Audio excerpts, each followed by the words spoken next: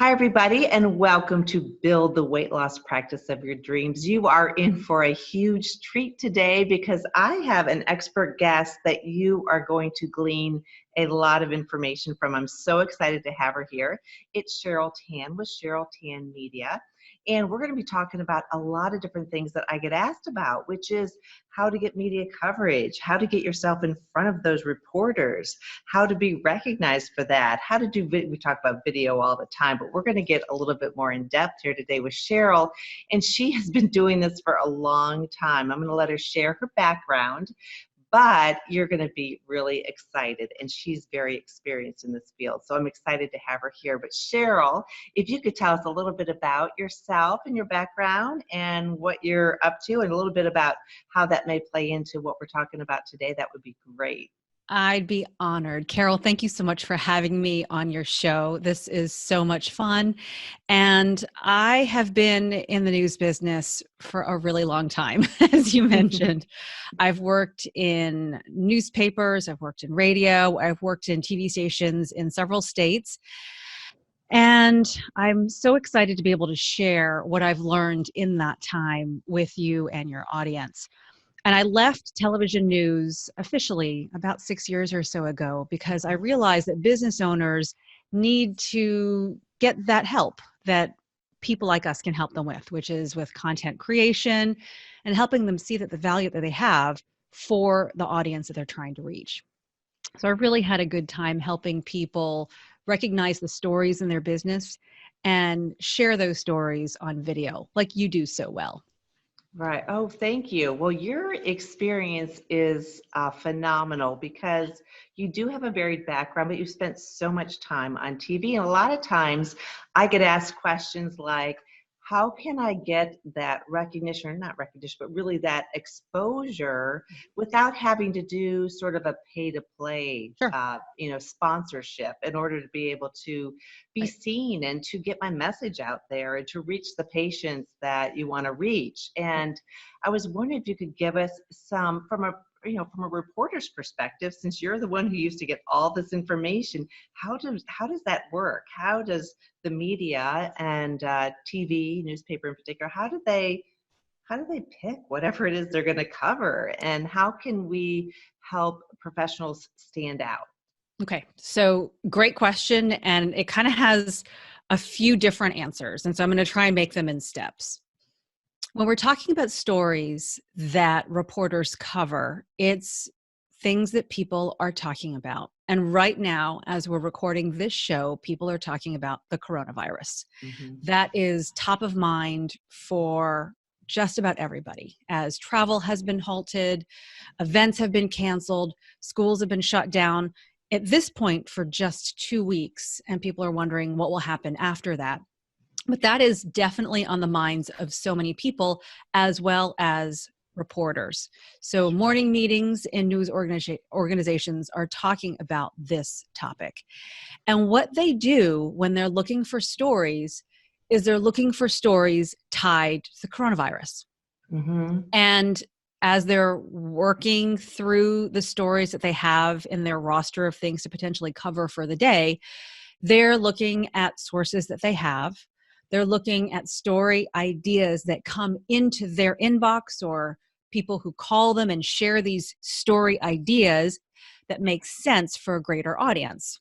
Mm-hmm. So let's just say, let's say I'm in the morning meeting and I'm a reporter for the day, and my assignment is to find a story related to the coronavirus. If it is not tied already to a story of importance. So let's say there's a shutdown of some sort. That would be the story. But let's say it is my job to find a story related to the coronavirus and how it's impacting some part of living in our community, right? Mm-hmm. Very open-ended. It probably isn't happening like that because there's enough news happening that those reporters will be sent out on particular breaking news related to the virus. But let's just say it's my job to find something new. Well, I'm calling my sources. I'm calling people that I know in the medical field.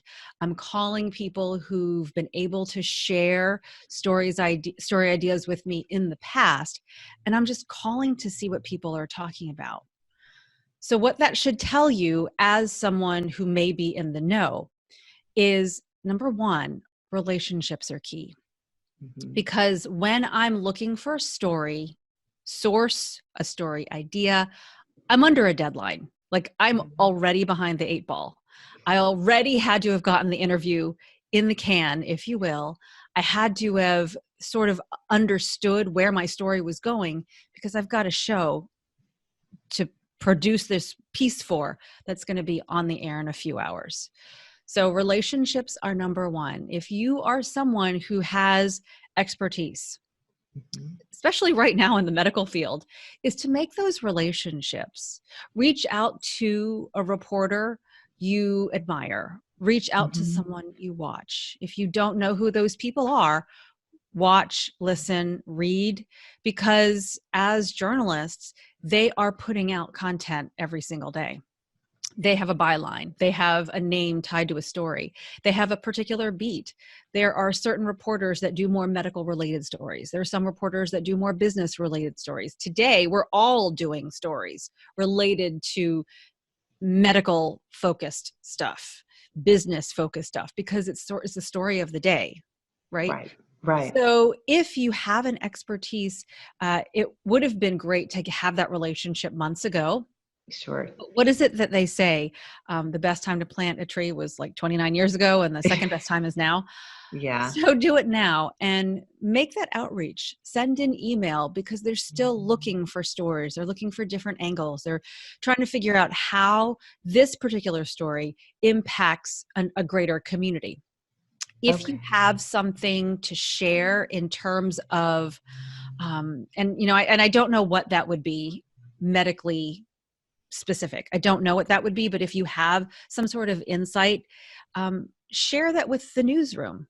Send it to the assignment desks of the local news outlets and just tell them who you are. Hey, I'm Dr. So and so, or I am so and so, and I'm seeing this in my practice, or something related to something that the audience of these news organizations would reach, Right. and make that email outreach right now as that story idea comes to you, and then see what happens. Will they take the story idea?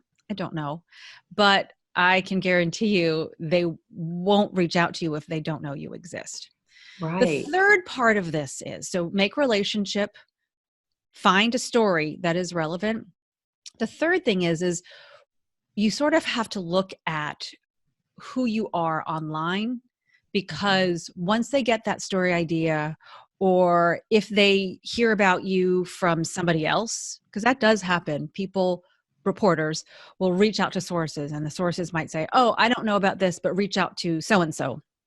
Well, that so and so is going to be researched online by the reporter to see if he or she is who he or she says he is, right? So Yeah. I hope that makes any sense at all. But I'm Googling.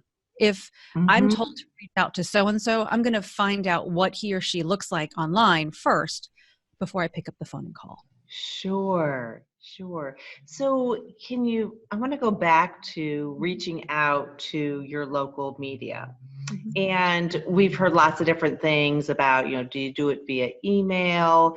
Is it the subject line that grabs their attention? How long should your email should be brief? Should it not be brief? Are press releases a thing of the past? So if I'm reaching out and I've kind of done my research and I see who covers health related stories and I'm wanting to get in front of them, what advice do you have for how to make yourself stand out from the other potential things that are being pitched to them?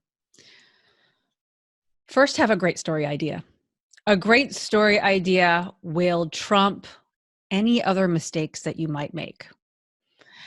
Press release or no press release, like you're going to not read an email because there's a press release in it, but I'm Hmm. not going to read an email because it has one. Okay. So be a human, right? Be a human. Dear so and so, let's go with me. Dear Cheryl, I watch the show that you host on a regular basis. I really enjoy it. I love how you interview business owners, blah, blah, blah, blah, blah. How about this first story idea for your next show? And then tell me what the story idea is. That's it. Right. Okay. If I'm interested and it makes sense for my audience, maybe I'll reach back out. If it's a bad time and it doesn't make sense, I'm hoping that I still respond. Like, I'm hoping it's not so crazy. I could be like, hey, great story idea. Thank you. Not for right now, but maybe in the future. Right. But if I don't respond, keep reaching out, because persistence does work. It really does work, because people do get pretty busy. Right. So it's just like, I mean, persistence is one of those things. How many times do you have to hear about something before you take action? So Yeah. sometimes I think as healthcare professionals, we don't want to be annoying either, but persistence is important, is what I'm hearing. If your story idea is important enough, and there Mhm. are some stories that really need to be told, and Right. sometimes they need to be told over and over again to that same reporter so they pay attention. Yeah. Right? I mean, sometimes there is a disconnect, like the reporter gets the email and doesn't see the value. Well, Right. write back, write it in a different way so he or she pays attention. And if that story idea is big enough, like on the part of the person telling the story, if it's a big enough story that you're willing to keep fighting for it, Right. keep fighting for it.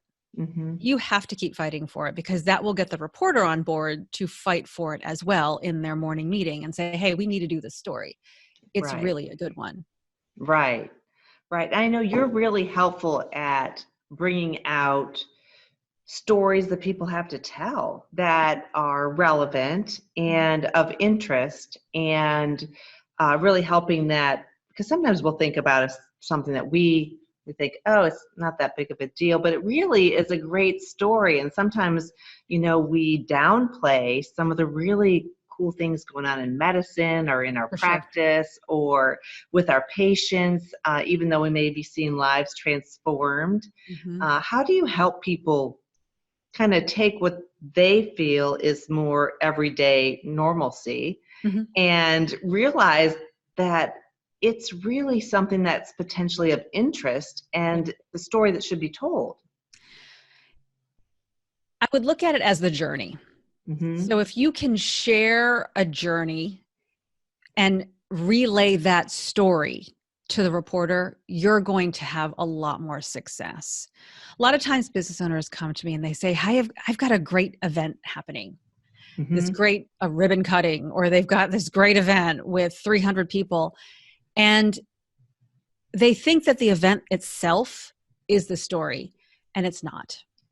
Mm-hmm. The event is an event, and it's exciting for the business owner. It's a big deal for that particular company. But the event itself is not the story. If there's something tied to the event that makes it more interesting in terms of a journey, let's say that the reason they're having this event is because 15, and I know that you're in the weight loss space. So let's say you're pulling together 15 of your clients who've collectively lost 500 pounds. Right. Then that becomes the story tied to the event. It's not so much Right. of a party celebrating your clients. It's really that you're bringing together a bunch of your clients who've lost an incredible amount of weight in a certain way. Right. It's how you package it up to the reporter that makes a lot more sense, because then that reporter can see how their audience will benefit. Now, that story probably won't fly in this climate right now. And so it is important to take a look at your stories in terms of what is happening in the community right now. Right. Stories that might, in any other place, might not make a difference, might really make a difference right now because of our jitteriness, because we're feeling a certain way about certain things. Right. Right. I love that analogy. Really kind of digging deeper than the surface of whatever is going on. Mm-hmm. That's great. Uh, and then really making sure it's relevant to the current day and time and current Yes. events, I guess, is Yes. what you're saying too. Right. Right. So just as a quick question, is email still one of the best ways for reaching the Mm-hmm. media, or because for a lot of times people get so many emails they can't really go Yes. through them, but that's still pretty much the most common way to reach someone, unless you have a relationship with them and you have their potential personal line or something like that. I would stick with email. Yeah. So Unless you that's know them, I would stick with email. There's some reporters who are really active on social media, and they welcome that engagement on social media. So you can start there. Okay. But I would certainly follow up with email. Maybe you have some sort of relationship on social media, and on Facebook, you say something like, hey, so-and-so, I've got the story idea. Can I send it to you? The reporter or anchor might say, sure, send it to me. Maybe he or she will post her work email, and then you send it there and just say, hey, look, I sent it. And then maybe send a private message on Facebook or a DM on Instagram to let them know it's on its way. But it's Right. just easier for the reporter to have it all in one place if it's an email. And then you can Okay. continue to follow up that way. All right, great. Any other tips for how to get in front of the media? And if not, I'm going to switch into some video mode. Yeah, I think what I would say the most important thing is to identify the stories that make sense in your company. It is it's not even an analogy necessarily, but it's more like if you can show that you're sort of resilient, like you're self-sufficient and resilient, Yes. and that you are sort of the creator unto yourself, then other people will notice. So if you start creating content, maybe blog posts, maybe even video, maybe a podcast about some of the things that are happening in your company, then the reporter can, when doing homework, can see what it is you've already created and can sort of pick and choose the stories he or she wants to tell that you already have. And so I think part of it is already identifying what is newsworthy within your organization. And then it's so much easier now to be your own creator of content, to push that out to your own audience first. Right. And then let them catch up. And then sort of tell the story, second, after you've had the chance to do it first. Right. That's what I would do. I love that, because I do think it's never been as easy as it is now. Never. And sometimes people can still view that and get overwhelmed by the whole idea of creating content or putting themselves out there, or who would be interested. But it really is something, obviously, as you are relaying, that is of benefit and could potentially really help place you ahead of someone else when your presence online, and when you take the initiative to put the story out there and share that, how it can set you apart. Well, if you think about it, reporters are also mothers, their fathers, their sisters and brothers. They're on social media as well. And the way the algorithms work for reporters are the same as they work for anybody else. And if there's any sort of connection between related contacts, they're going to see in their feed what you see in yours. Right. And they get the same kinds of stories and get kind of sucked in. Like I get all kinds of stories in my feed, all kinds of stories. And I'm like, hey, have you seen this? Have you seen this? And I share it with people who might need to see it. Right. So it all really gets down to that human element again, human, which is what people are interested in. Yeah. It takes time. And I think a lot of people don't think it's as simple as it is. It's not easy, because your story may not be interesting to that person. Just very frankly, it may not be interesting. And I'm not talking about yours, Carol, of course, but the story that you share may not be interesting. So to me, the most important thing to know is if it is or isn't. And if it's not, to go back to the drawing board and come up with one that is. Right. Okay. And it's funny, one time we were having an event here, it was a grand opening, and we really did hit on that whole personalized. We were having a whole show where people got up and they kind of walked across the runway, and we told their story and we had this great media coverage. Cool. And then right before it happened, there was like this huge situation that occurred locally. And of course, then there was this whole different media story that everybody had to move to. You know what I mean? It was like, oh, they were all on their way. And then all of a sudden it was like, whether it's a storm or God forbid, a shooting or, or something that then usurps the whole story. So it can happen. obviously it needed to be covered, but it was like, oh, but it was one of those things where we really had to focus on the patients and what the story was that we were telling, not that we were having a grand opening Right. necessarily, but that it was all about growing in terms of the practice in order to serve more people so that they could Yeah. experience a better outcome. But Yeah. Oh, that's too bad. But yes, that can happen yep, very easily. yeah. And then what, you're resilient. You just kind of take a deep breath and you're like, well, that's okay. It wasn't meant to be. And the next time we'll just continue. And we already had, and it helped build that relationship though. And then in the future, they would call sometimes for stories like you said. So it's really one of those things that can be a good thing in the end. Yes. So we all have to be positive about it. Yeah. And resilience certainly is important. So you also spend time in your Cheryl Tan Media. You help people create video Mhm. and get their message out there. Tell us a little bit about that and how that comes into play. I never, in the beginning, when I started in television, I was not intending to be on camera. That was not my intent. Like a long, long time ago, I wasn't like, I want to be in front of the camera. And it just happened. It was a mentor who pushed me into it. And I'm forever thankful for that. You did But your bedroom as a little girl standing I there know. using your hairbrush or something? No. Never. I never did that. But I probably should have because I might have been more prepared for my first on-air job. You did great. But what I realized a couple of years after I left television and started my business was the rise of the video creator, like the everyday video creator, because at that time, all this live streaming was happening, the Facebook Live, the Twitter Live. It was a couple of years before like Instagram Live. But if you remember Blab was like live streaming, and it was incredible. And so it meant anybody with a phone or a laptop could go live and reach an audience. Right. And that's when I realized that I could really use my experience really from a very long perspective of using video and TV to really Mhm. help them get over their fear of the camera and use it more effectively to build a personal brand.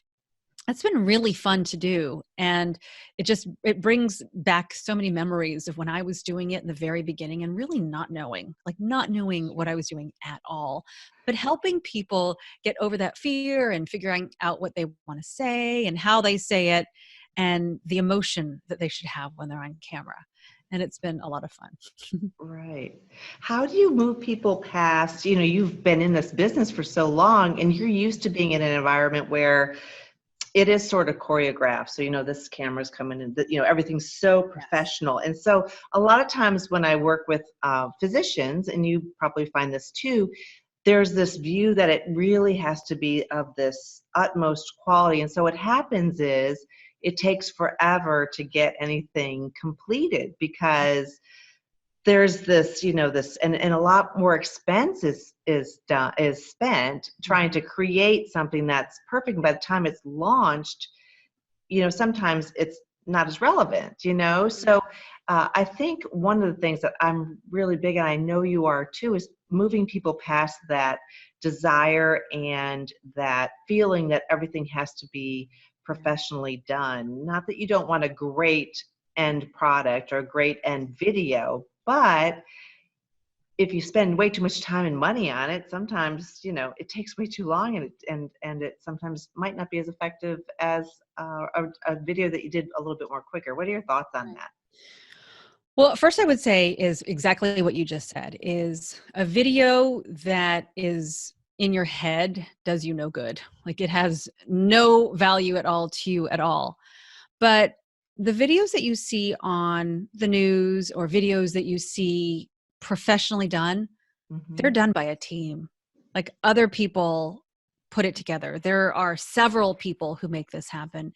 And a lot of people I work with now are solo business owners. They're solo brands trying to build something, and they can really do it with just the phone that they have.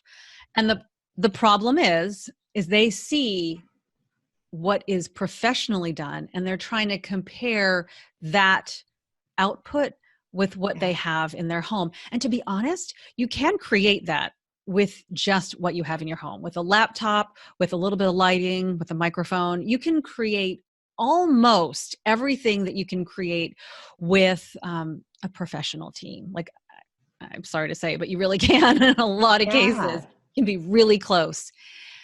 But what you do have to get over is just that mental hurdle. Like, oh, it's not 100% there for Right. whatever reason. It could be a little bit of lighting. It could be a little bit of the set. It could, whatever. It could be anything. It could be maybe how you feel about the way you look or sound. But what I would encourage you, and I know you do that with your clients as well, Carol, is that it's better to get it out there and in front of people. It Mhm. serves so many more people if that video is published, if it's sent out, if it's somewhere where people can access it and see it and learn from it. And Right. I think it's more of talking to people and letting them know that it's okay. Yeah. Right. And you actually have some really great tools, I know, on your website Oh, for thank you. people. Talk a little bit about that, because it is pretty exciting how you break it down for people. Well, I have my NoFail video formula where I really take them through this 5-step process through getting all the equipment, because you need a little bit of equipment. Sure. Unfortunately, it's not like pen and paper. It's like you need something that records you and something to hold up your camera. And so we go through the equipment. We go through the process of positioning you. So you are talking to the right people and telling them the right thing. We have a process that we help them through in terms of batching. So you're doing a bunch of videos all at once. So like you have the pain right in the very beginning, but then Right. you have the rewards where you have something to share on a regular basis. Right. And we publish. One of the things that really surprised me when I started working with people is that they would spend all this money on videos, like all this money. And this is professionally done video. So Sure. they weren't even creating it on their own. They spend all this money and they wouldn't publish it. And I was like, is it us? Did we like make it wrong? They're like, no. So if it wasn't us, that means it was them thinking that that something that they put out there wasn't right, like their hair or makeup or whatever. Right. So I don't accept that anymore. You got to publish.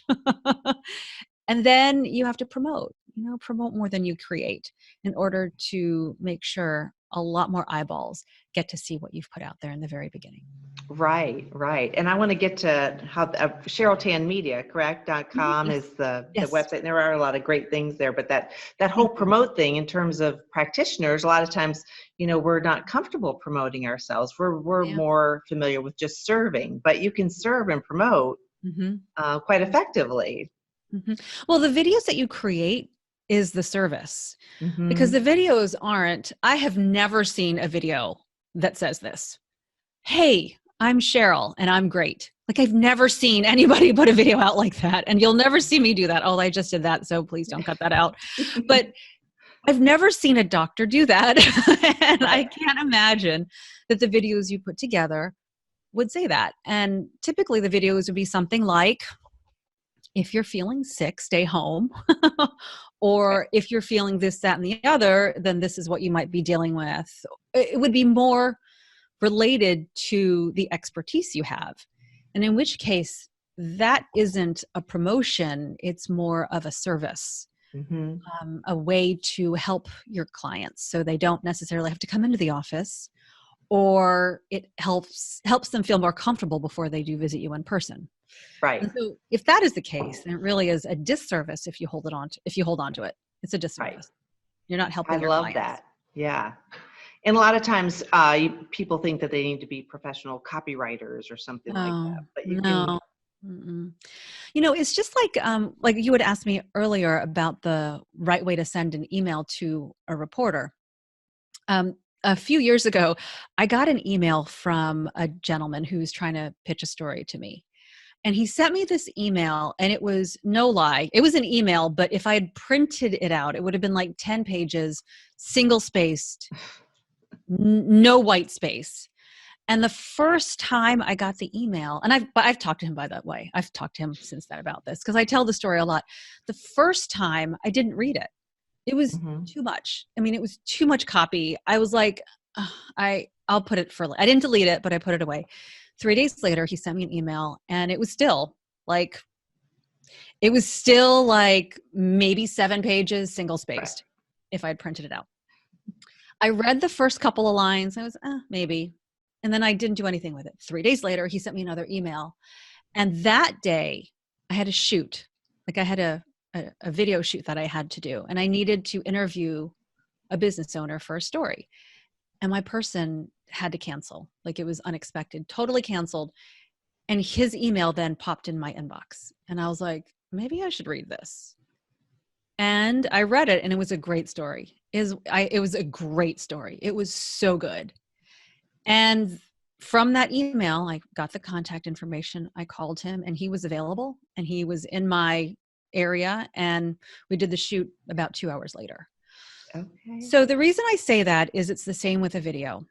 Is if it's a good video with a good topic, you do have to get people past the beginning. So you'd want the beginning to be pretty compelling, but people will go through quite a bit if the meat of the video, if the meat of the email, if the story idea is worthwhile. They'll go through a lot to get to the end.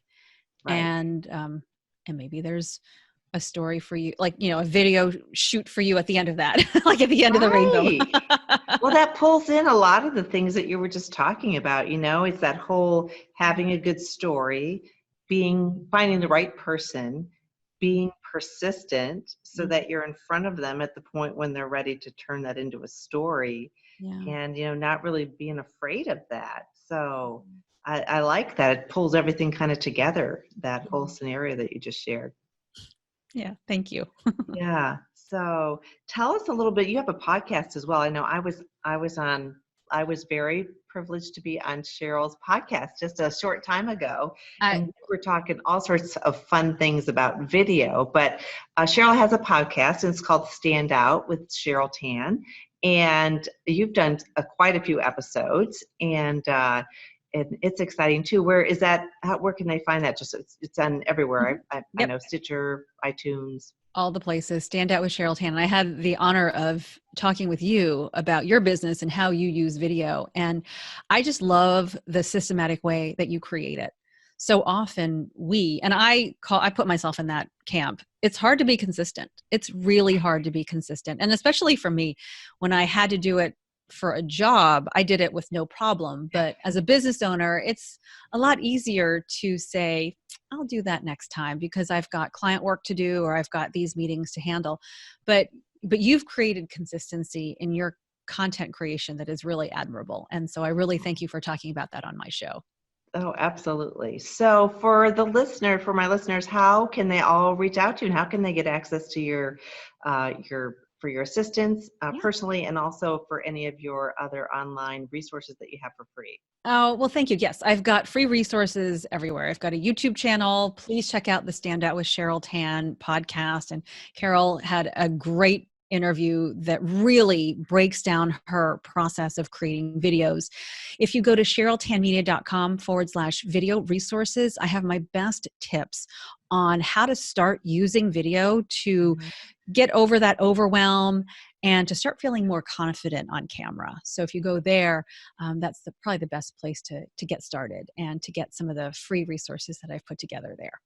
Right. It's good stuff. So you guys need to check it out. Yeah, I certainly have. Anything else? Any other tips that you wanted to share, or any sort of summary end message that you wanted to share with the practitioners that are listening? I always tell people that great video creators aren't born, they are made. I think we have a lot of, because there are so many channels to watch video on. There's YouTube, Instagram, Facebook. If you're on any sort of feed, there's video in it. It's hard to watch those feeds and think, I could be like that. I mean, I think it's really hard for all of us because there's so many great video creators out there, but they started at the very beginning. They started out with their one follower, which is probably a relative, and then they grew from there. And it really just takes time. It takes some determination, takes some patience, but I guarantee that once you get started with video, you will get better, but you just have to start. You just have to start. Good advice. Good Thank you. advice. And how, I know you gave a few resources, just really that's if they wanted to access you personally, they just go there and they'll be able to. Oh, yes. There's ways to get in touch with me. You can email me. Feel free to. Cheryl@CherylTanmedia.com. And I'm on all the socials. So you can find me there and then send a DM or a message. If there's any way I can help, I'm happy to. All right. Well, this has been great information and you're really helping because I get these questions a lot. And of course, I don't have a media background, so getting to know you has been extra special. And I appreciate you taking time to share that with our listeners. Thank Oh, you it's so been an much. honor. Thank you so much for having me. All right. Okay, everybody, that's it for this week. And I hope you appreciate that and enjoy my interview with Cheryl Tan. Like I say, check out our resources. And if you haven't subscribed to this podcast, for goodness sakes, make sure you subscribe, build the weight loss practice of your dreams. And we will talk to you next time. Bye.